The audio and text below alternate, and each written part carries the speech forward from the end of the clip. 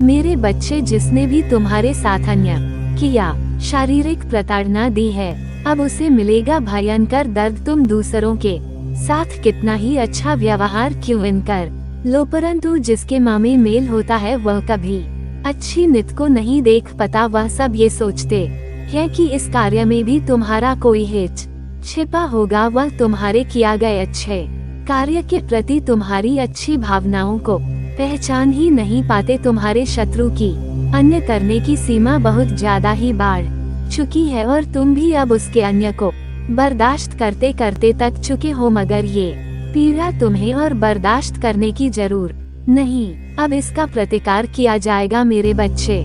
मैं सब देख रही हूँ और मैं हर व्यक्ति को उसके कर्मों के अनुसार ही फल देती हूँ।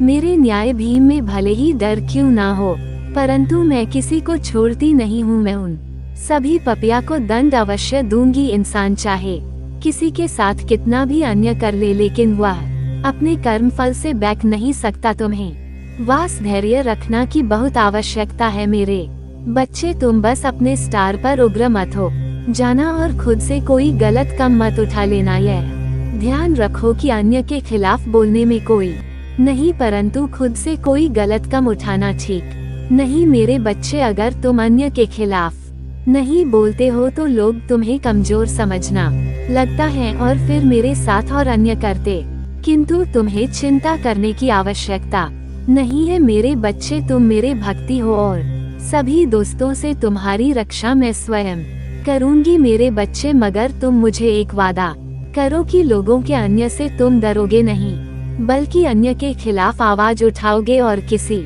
कमजोर व्यक्ति पर भी कोई अन्य कर रहा है तो उसकी सहायता करोगे और उसे निडर बनोगे।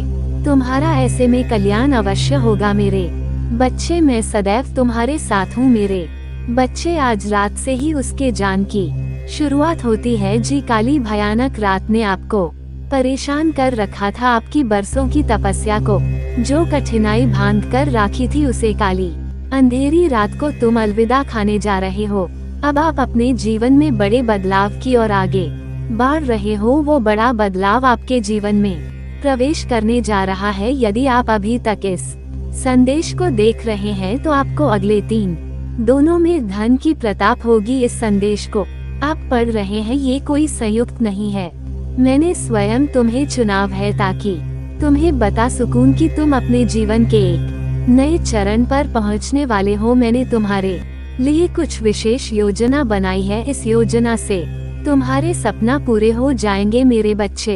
ये सदैव स्मरण रखो। फिर रात्रि अधीर काली हो जाती है तो इसका यह मतलब होता है कि सवेरा निकट है। इस तरह अगर तुम्हें ऐसा लगता है कि तुम्हारे जीवन में तुमने सदैव बुरे समय को ही देखा है तो तुम्हें इस बात का भी पता होना चाहिए कि अच्छा समय नजदीक है और यह अच्छा समय तुम सिर्फ और सिर्फ अपने कर्मों से ही काम सकते हो। जी तरह खाली बर्तन देखने से भजन प्राप्त नहीं होता, इस तरह से खाली बैठे रहने से तुम पुण्य नहीं काम सकते। पुण्य कमाने के लिए तुम्हें अच्छे कर्मों का चयन करना होता है। किसी मंजिल तक पहुंचने के लिए तो मैं उसे मंजिल पर चलना पड़ता है, तभी तुम उसे यात्रा को तय कर पाते हो। जीत इसकी होती है जिसके हौसले में उड़ान होती है। वह वाक्य सिर्फ खाने नहीं है, इसमें सच्चाई भारी हुई क्या हो और आगे कहां जाना चाहते हो, इसके लिए तुम्हें